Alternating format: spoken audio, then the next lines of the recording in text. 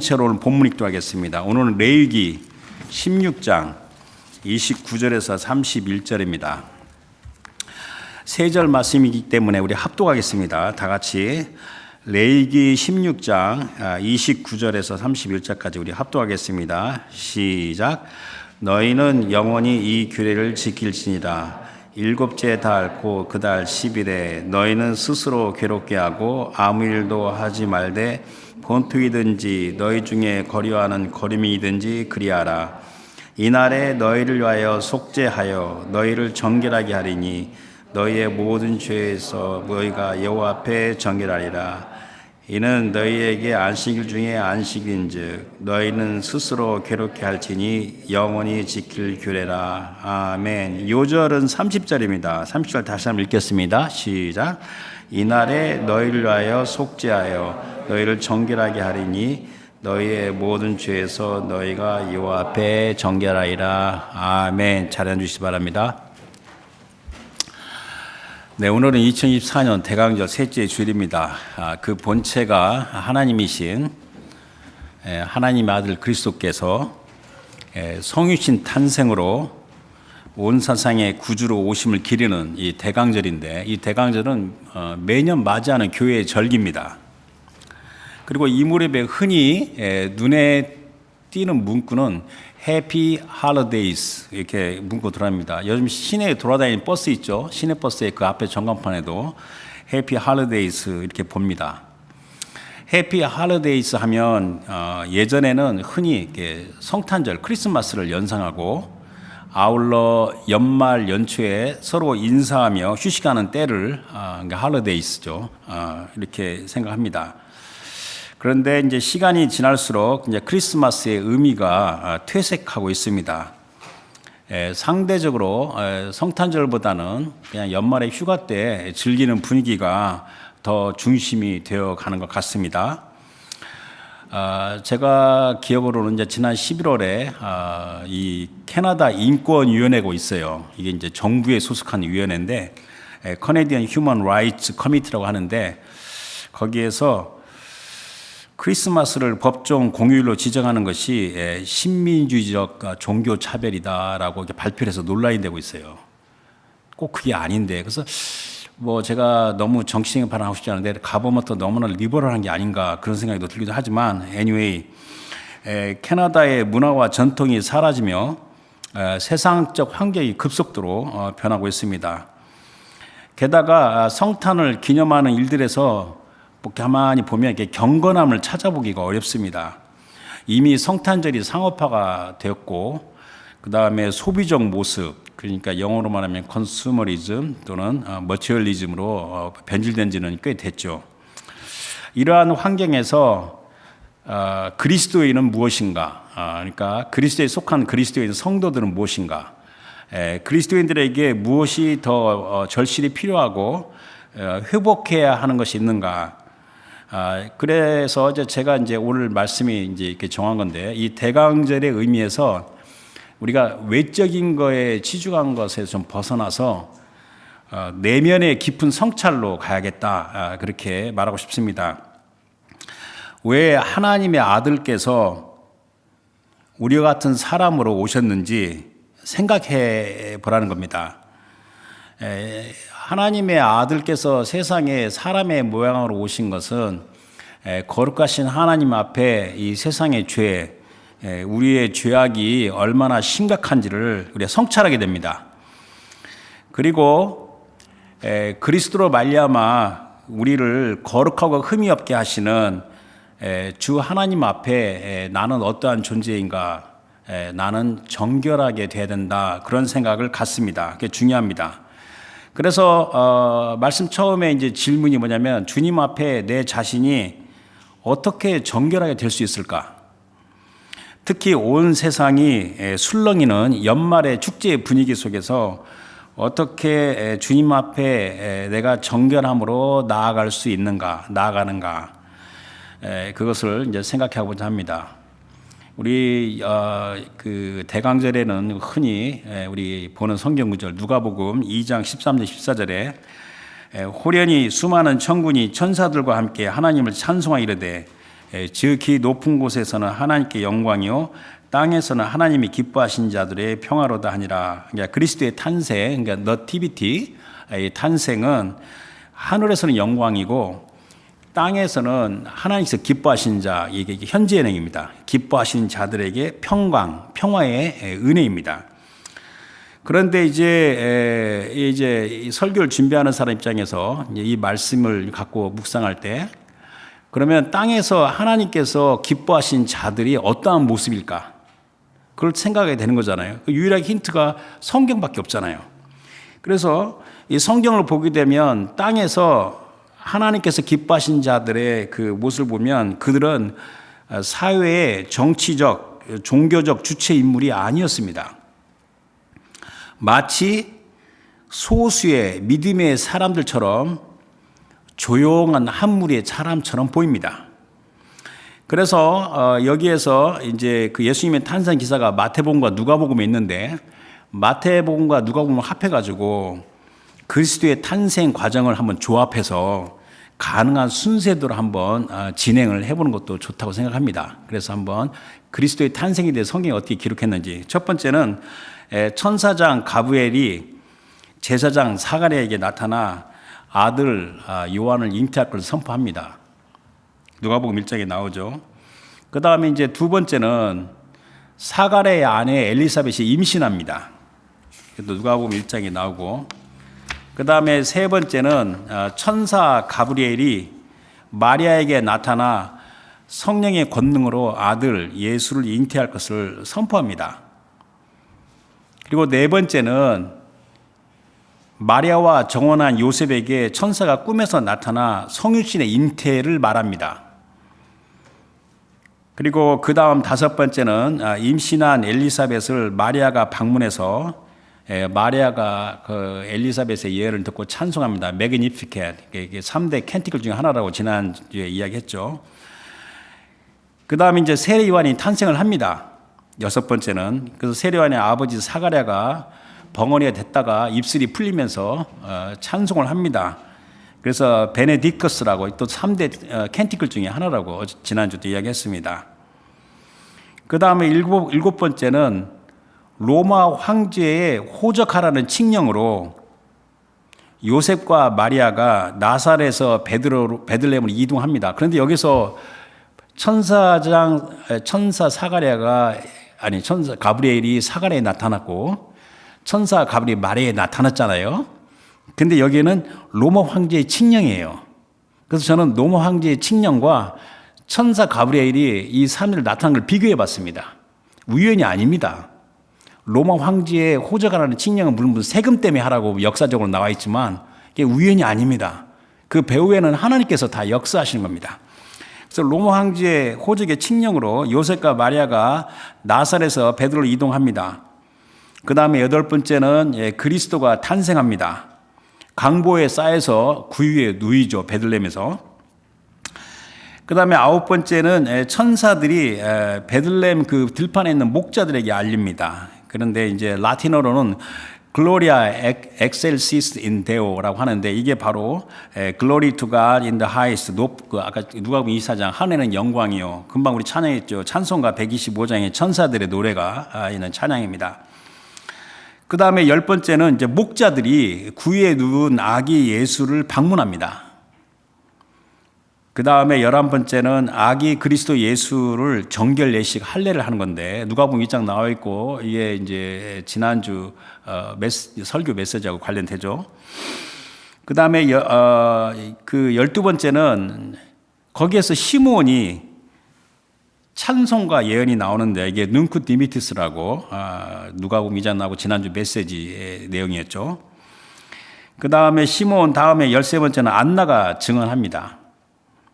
그 다음에 이제 순서상으로 보게 되면 14번째는 마태복음 2장에 나와 있는데 동방박사들 메이자이, 동방박사는 세 사람이 아닙니다. 성경에는 세 사람 나오지 않아요. 동방박사들이 방문합니다. 그 이야기는 거기까지만 생략하고, 그러면서 15번째는 요셉과 마리아가 아기 예수를 데리고 애굽으로 피신합니다. 애굽으로 피신한 다음에 무슨 일이 일어나죠? 16번째, 헤롯이 2살 아래 남자아이를 그 지경에 다 죽여버립니다. 그리고 17번째, 헤롯이 죽은 후에 천사의 지시로 애굽에서 돌아와서 나사렛으로 돌아갑니다. 이것이 마태복음과 누가복음을 조합해서 그리스도의 탄생의 순서를 한번 생각해 본 겁니다. 자, 근데 말하자고 하는 게 뭐냐면 땅에서 하나님께서 기뻐하신 자들의 모습입니다. 여기에 나와 있는 사가랴, 엘리사벳, 마리아, 요셉, 목자들, 시므온, 안나, 동방 박사들, 그리고 성경이 기록되지 않았지만 이스라엘의 위로, 예루살렘의 속량을 고대한 자들을 생각해 봤다는 겁니다.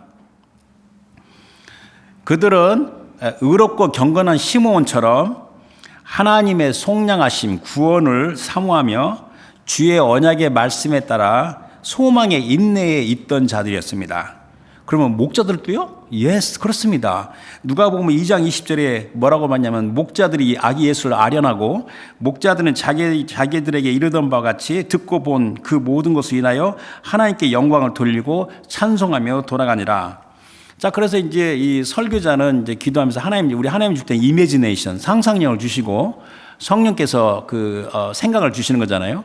자, 이 땅에서 기뻐하는 자들의 모습을 이렇게 묵상하고 하면 무엇이 연상됩니까? 어떤 것이 연상됩니까? 첫 번째는 소박함입니다. simplicity. 한국말로만 순수한 담백함입니다. 소박함과 담백함. 그리고 이어서 정결함, 깨끗함, purity. 구체적으로 말하면 그 소박함에서 비치어나는 정결함입니다. 하나님의 언약의 성취를 바라며 소망의 인내로 나아가는 자들이 갖는 소박함과 순종의 삶, 그러니까 a life of simplicity and obedience 에서 배어나오는 깨끗함, 정결함이 연상됩니다. 따라서 이에 대강절에 그리스도 탄생을 기리는 우리들도 그 정결함에 대해서 생각해 본다는 겁니다. 그리고 이 정결함이라는 것은 이 거룩함의 속성입니다. 사람은요, 거룩한 게 뭔지를 몰라요. 이 세상에는 거룩함이 예가 하나도 없어요. 하나님을 보지 않고선 거룩함이 뭔지를 몰라요. 근데 하나님 볼 수가 없잖아요, 우리가. 그래서 그 거룩함에 속한 속성이 정결함입니다. 그래서 그리스도의 강림하심, 초림이죠. 초림의 의미는 왜 그리스도께서 세상에 오셨는가? 또한 이제 마찬가지로 그리스도의 다시 강림하심, 재림의 의미, 왜 그리스도께서 세상에 다시 오시는가? 교회는 그리스도의 몸입니다. 그리고 교회는 만물 안에서 만물을 충만하게 하신 이의 충만함에 해당되는 그리스도의 신부입니다. 우리 교회의 캐치프레이즈 중 하나가 그리스도의 신부라는 말도 있죠. 근데 이 그리스도 신부는 특히 아름다운 신부에서 연상되는 그 속성은 깨끗함, 정결함입니다. 그래서 세상에 있는 교회, 주의 백성은 그리스도의 첫째 강림하심을 기리며 동시에 둘째 강림하심을 사모하면서 거룩함의 속성인 정결함, 이 정결함을 회복하고 정결함에 있도록 노력하고 헌신해야 됩니다. 그래서 첫 번째 보시면 성경은 요한 1서 3장 1절에서 3절입니다. 읽겠습니다. 보라, 아버지께서 어떠한 사랑을 우리에게 베푸사 하나님의 자녀라 일컬음을 받게 하셨는가? 우리가 그러하도다. 그러므로 세상이 우리를 알지 못하면 그를 알지 못함이라.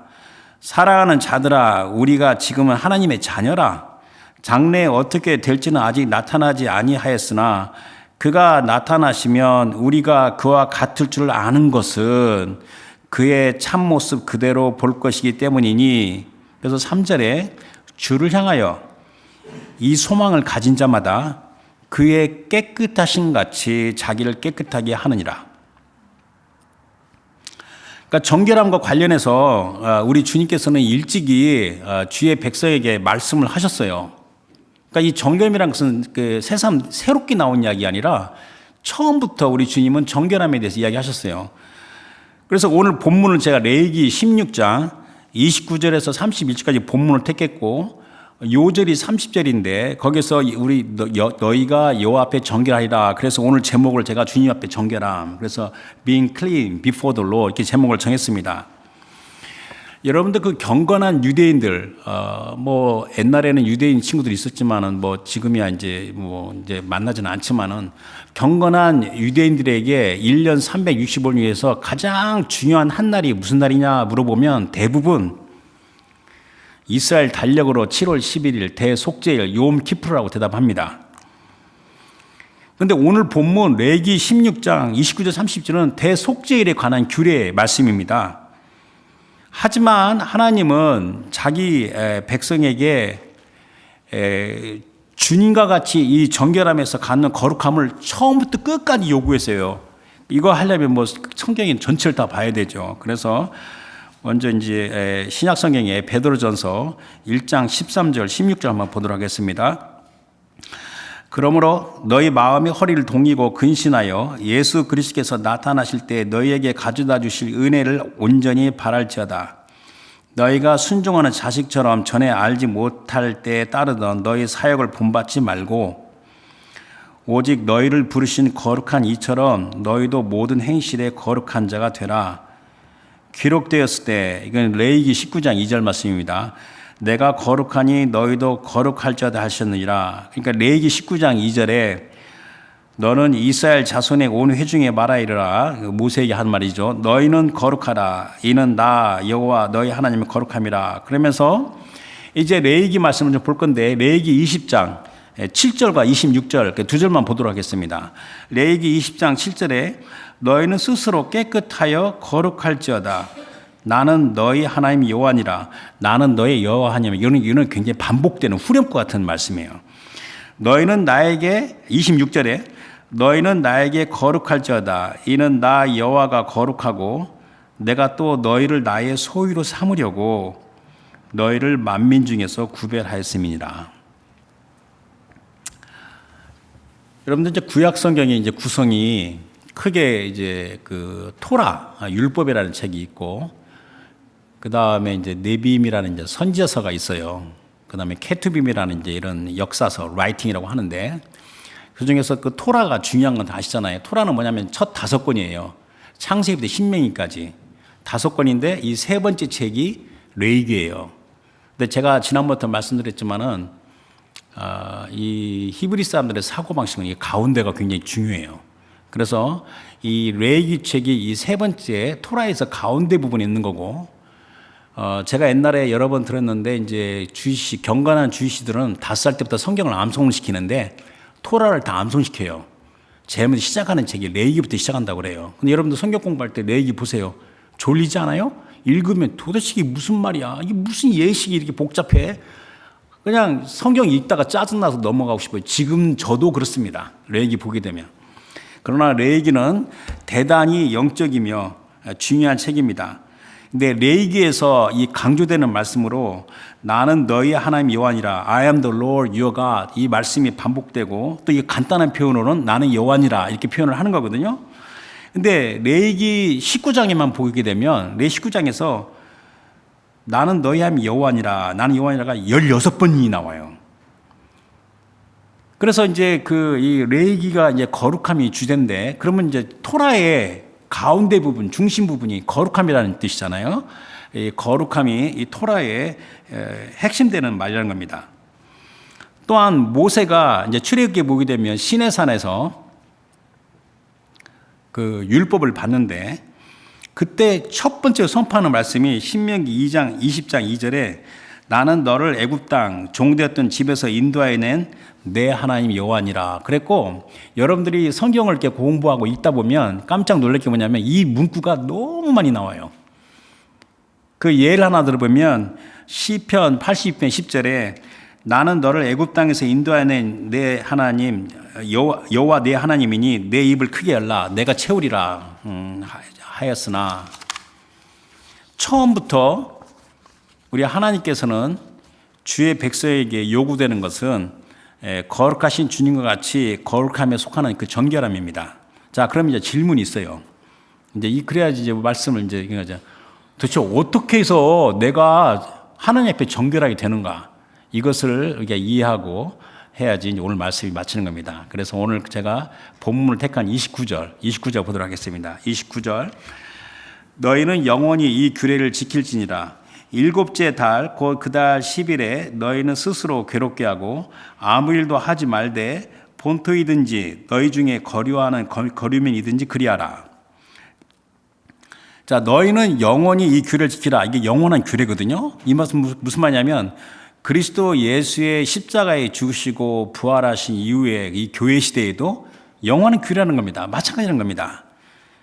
그래서 이 갈라디아서 4장 5절 보게 되면 때가 참에 하나님이 그 아들을 보내사 여자에게서 나가시고 율법 아래에 낳게 한 것은 영원한 규례 안에 그리스도가 매인 거죠. 거기서 나게 하신 거죠.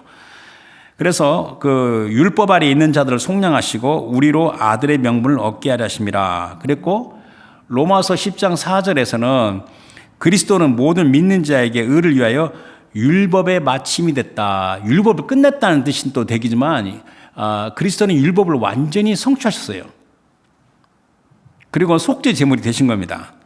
그러니까 율법인 영원한 규례를 준행한 그리스도는 율법의 마침이 되셨습니다.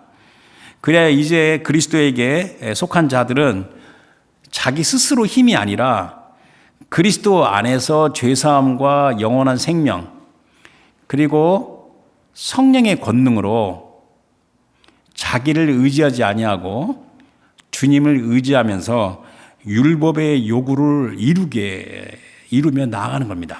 그래서 베드로전서 1장 2절 보도록 하겠습니다. 곧 하나님 아버지의 미리 아심을 따라 성령이 거룩하게 하심으로 순종이 뭔지를 잘 생각해야 되죠. 순종함과 예수 그리스도의 핏부림을 얻기 위하여 택하심을 받은 자들에게 편지하노니 은혜와 평강이 너에게 더욱 많을지어다.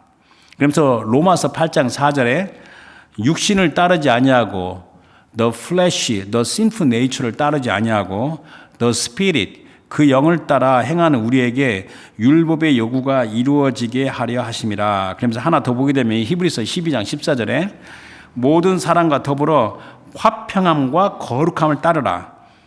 이것이 없이는 아무도 주를 보지 못하리라. 자, 오늘 29절에 그 일곱째 달 곧 그 달 10일에 너희는 스스로 괴롭게 하고 그랬어요. 자, 이건 직접적으로 스스로 괴롭게 한다 하니까 딱 떠오르는 게 금식이잖아요. 이게 뭐냐면 대속죄일에 행하는 금식입니다. 그러나 이 금식은 단순히 이 추상적인 개념이 아니라 영혼과 육체, 전인적으로 괴롭히는 행위입니다. 그래서 너희는 스스로 괴롭게 하고, 이게 이제 히브리 동사가, 히브리는 이게 긍정에서 강한 긍정법이 있어요. 강한 긍정법의 그 텐스입니다. 그다음에 명령문이죠. 그 다음에 스스로를 갖다가 이제 네페시는 이제 뭐냐면 인간의 소울이에요, 소울. 그래서, 킹 제임스나 잉글리시 스탠다드 버전에서는 You shall afflict your souls 이렇게 번역을 했고 아메리칸 스탠다드에서는 You shall humble your soul 이렇게 번역을 했고 여러분과 우리가 잘 갖고 있는 NIV 성경 또 리바이스 스탠다드 버전에서는 You must deny yourselves 또 You shall deny yourself 이렇게 말하고 있습니다. 그러니까 단순히 음식을 금하는 것 이상의 의미입니다. 그것은 금식을 하되 경건한 성도의 그 전형적인 모습인데 그 한 예로 떠오르는 성경 구절이 시편 39편 13절인데 시편 기자가 뭐라고 말하냐면 나는 그들이 병들었을 때 그들이 누구냐면 선을 악으로 갚은 자들이에요. 내가 선을 베푸는데 악으로 갚아요. 그러니까 이 불의한 증인들이에요.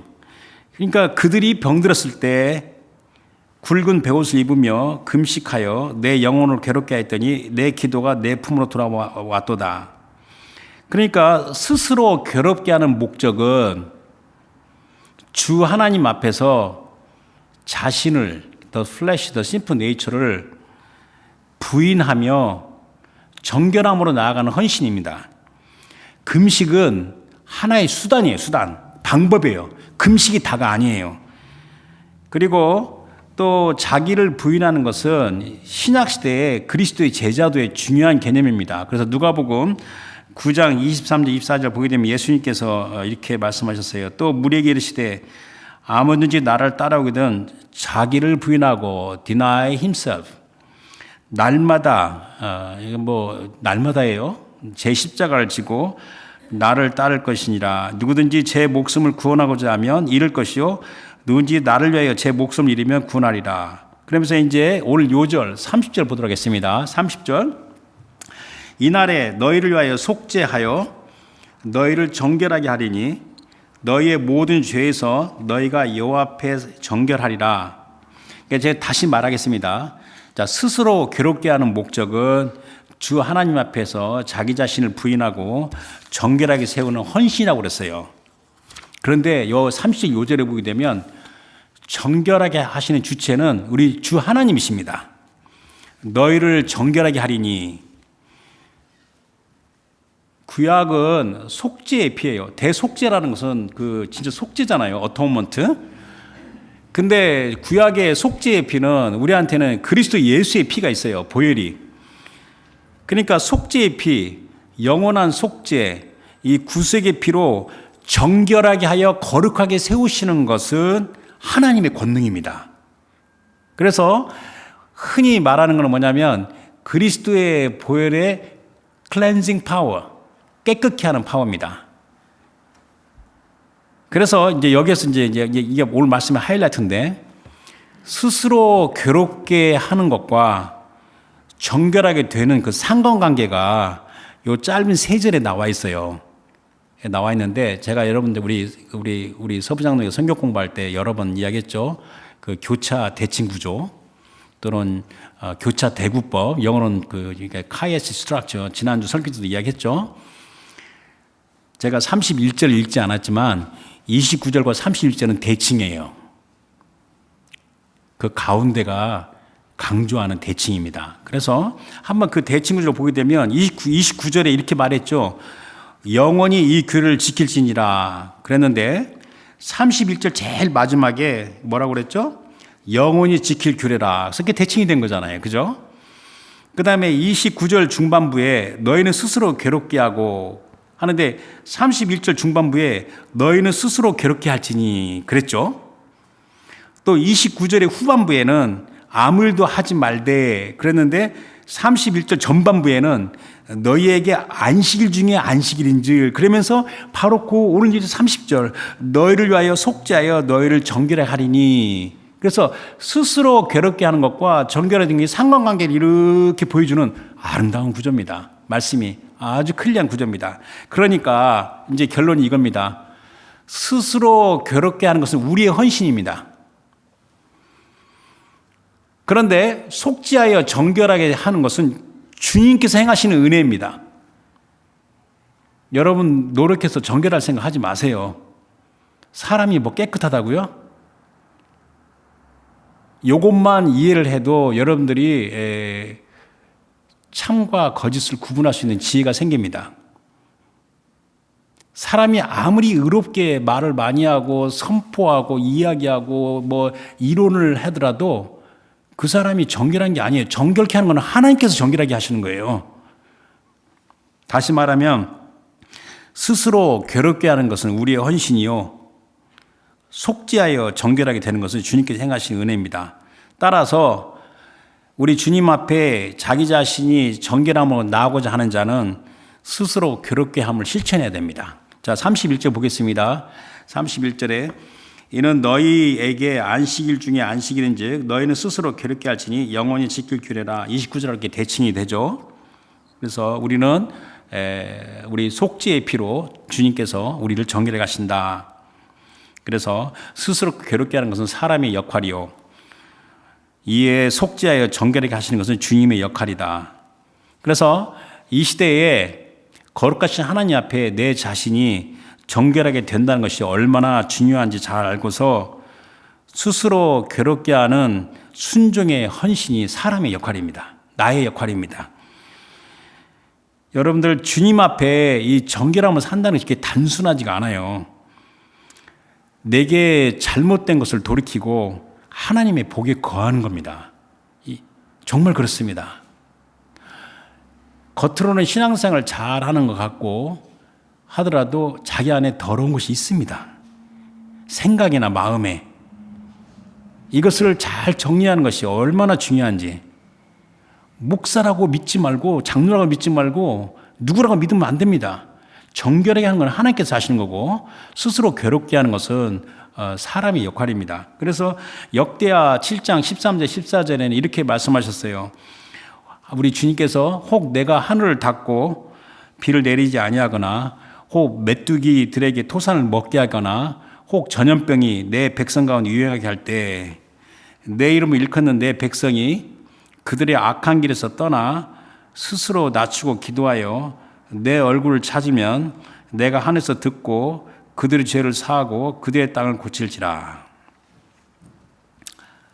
이건 설교에 없는 건데 사이드인데 제가 지난주에 허리가 많이 아팠잖아요. 다리가 걸을 수 없을 정도로 아팠는데 그러면서 제가 시편 103편 3절 말씀 The Lord forgives all my sins and heals all my diseases. 마태복음 8장 11절 The Lord Jesus took up my infirmities and carried my diseases. 베드로전서 2장 24절 By his wounds I have been healed. 이거 묵상하면서 제가 회개했어요. 내 안에 더러운 것과 그걸 좀 회개하면서 다시 한번 가는 그런 그 참신한 생각을 좀 가져봤습니다. 이거는 개인적이니까 그냥 참고로만 들으세요. 이거는 원래 설교 원문에 있는 것도 아니고. 다시 그 대속죄일에 관한 말씀 레위기 23장 27절 29절 말씀 보도록 하겠습니다. 자, 레위기 23장 27절에 일곱째 달 열흘날은 속죄일이니 이게 대속죄일 욤키푸르죠. 너희는 성회를 열고 스스로 괴롭게 하며 여호와께 화제를 드리고 이날에는 어떤 일도 하지 말 것은 너희와의 너희 하나님 여호와 앞에 속죄할 속죄일이 됨이라. 이날에 대속죄일에 스스로 괴롭게 하지 아니하는 자는 그 백성이 끊어질 것이라. 이거 단순히 이스라엘의 유대인의 그냥 율법이라고 생각하지 마세요. 영적인 원리 우리가 깊이 잘 생각해야 돼요.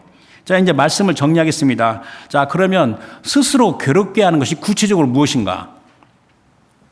어떻게 나는 주님 앞에 내가 스스로 괴롭게 하는 헌신할 수 있는가? 그러니까 이 대속죄일은 특별한 날이에요. 안식 중에 안식이래요. 근데 아무 일도 하지도 않아요. 근데 아무 일도 하지 않는다고 지금 아무 일도 안 하냐? 그게 아니죠. 대속죄일에 아무 일도 하지 말라는 그 보편적인 의미는 뭐냐면 세상의 일에서 자기 자신을 떼어내는 겁니다. 영어로 말하면 shutting down your body, your mind from mundane affairs. 세상에 여러분 막 이렇게 해서 뭐 집에서 막 일을 해서 돈 벌어서 뭐 렌트비도 갚아야 되지, 모기도 갚아야 되지, 뭐 애 학교도 보내야 되지, 그다음에 뭐도 해야 되지, 뭐 고민이 많잖아요. 애 교육도 시켜야 되지, 내가 뭐 해야 되지 많잖아요. 이렇게 mundane affair 이런 세상적인 일에서 나의 그 body, mind를 shutting down. 이게 아무 일도 안 한다는 보편적인 의미입니다. 마치 그 군대가 훈련을 하다가 갑자기 적색 경보가 떴어요. 적색 경보가 뜨게 되면요, 모든 채널을 다 파괴시켜요. 채널 하나만 열어놔요. 직속 상관한테 오는 채널만. 그거와 비슷한 것 같습니다. 이를 위한 수단으로 금식을 하는 겁니다. 거룩하신 주님과 주의 말씀에 마음과 생각을 집중하는 겁니다.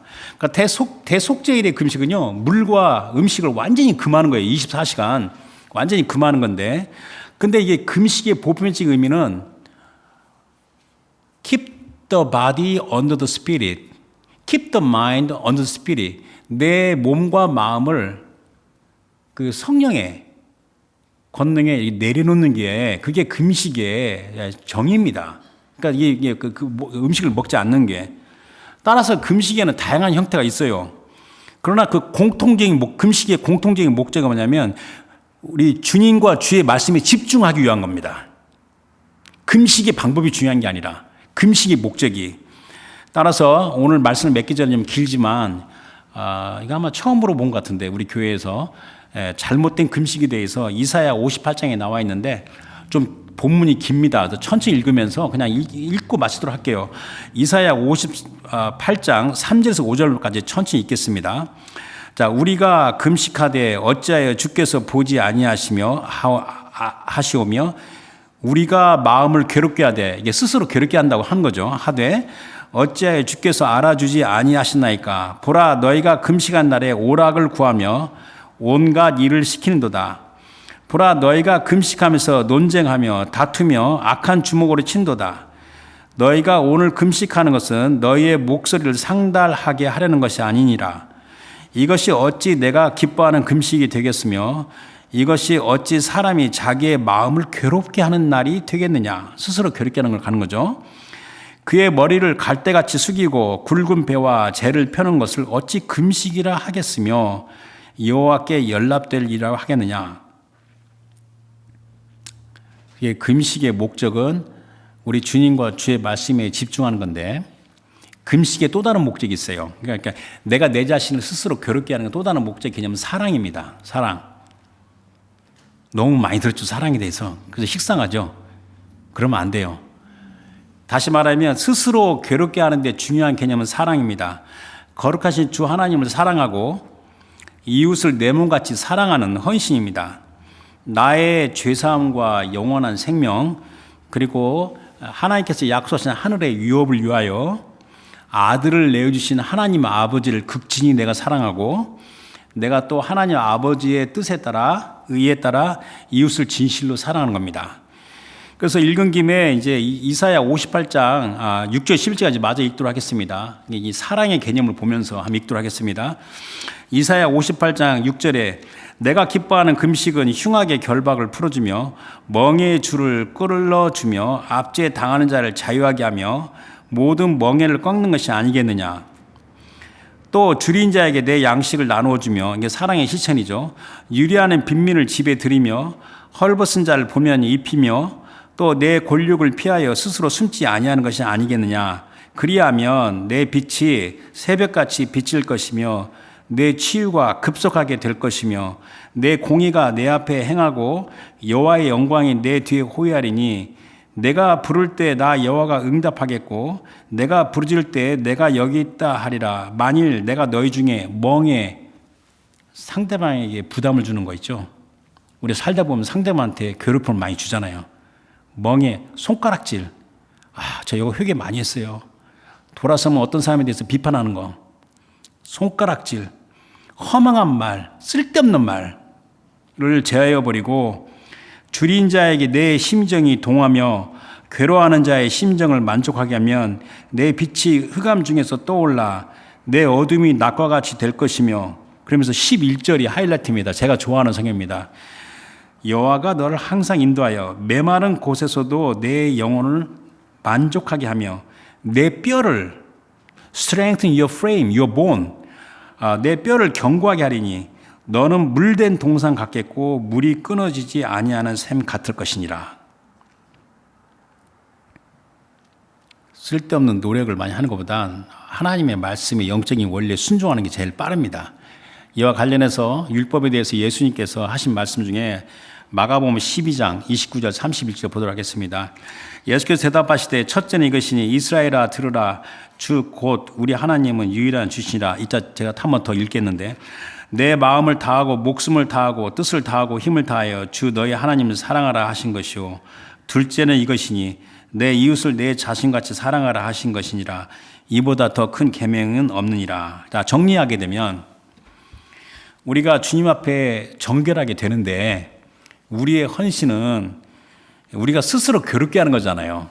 그럼 우리가 스스로 괴롭게 하는 역할에 대해서 제가 짤막하게 3단계로 이야기하겠습니다. 이것은 당연히 개인의 희생, sacrifice, 또는 또 이렇게 suffering, 의로운 고난도 필요한 겁니다. 그래서 내가 내 자신을 괴롭게 하는 것, 첫 번째, 어려운 게 아닙니다.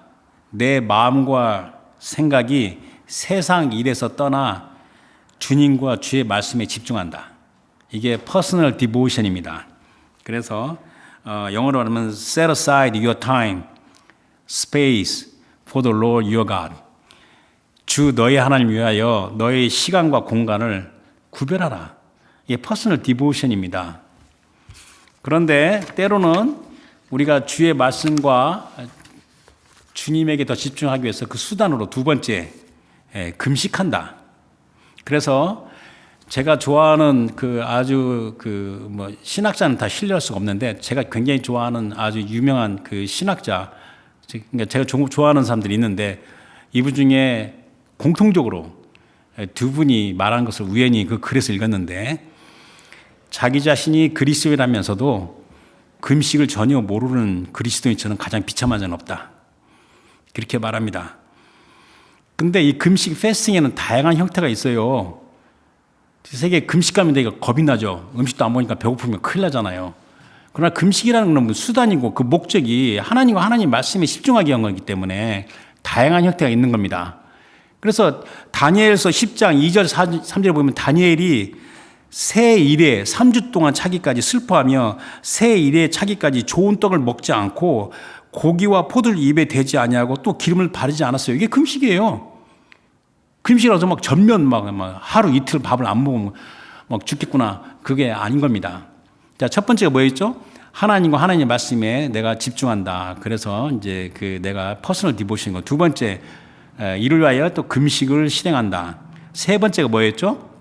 세 번째가 거룩하신 주 하나님을 사랑하며 또한 이웃을 사랑한다. 금방 예수님께서 인용하신 말씀이 신명기 6장 4절 5절인데 이스라엘아 들으라 우리 하나님 여호와는 오직 유일하신 여호와시니 너는 마음을 다하고 뜻을 다하고 힘을 다하여 내 하나님 여호와를 사랑하라. 그러니까 내가 하나님을 사랑을 하겠는데 저 인간은 내가 사랑하지 못하겠다고 그러잖아요. 내가 하나님을 사랑했는데 나 저 인간은 사랑 못하겠다고.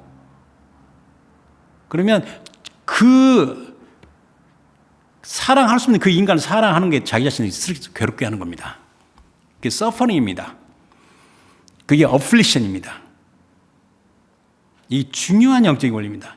그렇게만 순종하게 되면 이사야 58장 11절에 물된 동산 같고 하나님께서 메마른 곳에 내 영혼을 만족해 하고 그걸 체험한다는 겁니다. 자, 이 시대 대강절에 그리스도의 성탄의 의미가 퇴색해 가고 있습니다. 기뻐하며 축하합니다. 도대체 우리 뭘 축하합니까? 해피 할리데이에서 뭘 축하합니까? 축제 기간이라고 여러 일들과 행사에 몰두하는 상황입니다. 물론 예전보다는 많이 줄었어요. 그 성탄절 행사가.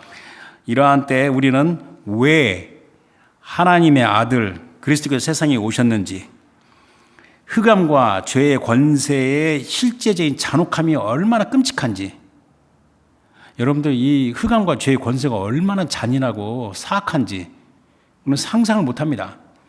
그리고 우리의 죄악, 우리의 인니코티, 이 죄악이 얼마나 심각한지 그 심각성을 돌아보면서 우리가 주님 앞에 정결하는 헌신으로 다 나갈 줄 믿습니다. 그래서 예수님께서 요한복음 10장 10절에 이게 이제 다음 주 이게 본문인데 예수님이 그 요한복음 10장 10절에 도둑이 오는 것은 도둑질하고 죽이고 멸망시키는 뿐이요 내가 온 것은 양으로 생명을 얻게 하고 더 풍성히 얻게 하는 것이라. 그래서 오늘 말씀은 대강절 셋째 주일날 하나님 앞에 내 자신이 정결하게 되어가는 것이 무엇인지를 이해했죠. 얼마나 중요한지 알죠. 그렇지만 하나님께서 정결하시 내가 정결하게 된 게 아닙니다. 사람이 그 착각을 해요. 여러분들 굉장히 의롭고 말도 잘하고 뭐 쓴소리 잘하고 하기에 굉장히 그 사람이 그 의인일 것 같죠. 하나님이 정결하다고 해야만이 정결한 겁니다.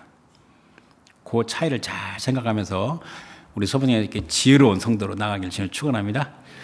주신 말씀 생각해서 기도하겠습니다. 오늘 말씀에 따라 하나님 아버지 예수 그리스도 안에서 놀라운 구원의 은혜를 주시고 죄사함을 주시고 영원한 생명을 주셨는데 제 안에 너무나도 지저분하고 더러운 게 너무 많이 있습니다. 머릿속에 생각과 견고한 짐과 우상 숭배와 너무 많습니다. 제가 스스로 괴롭게 하면 주님이 나갈 때 영과 혼과 위 주님 앞에 정결하게 되는 은혜 있게 해달라고 다 같이 기도하겠습니다.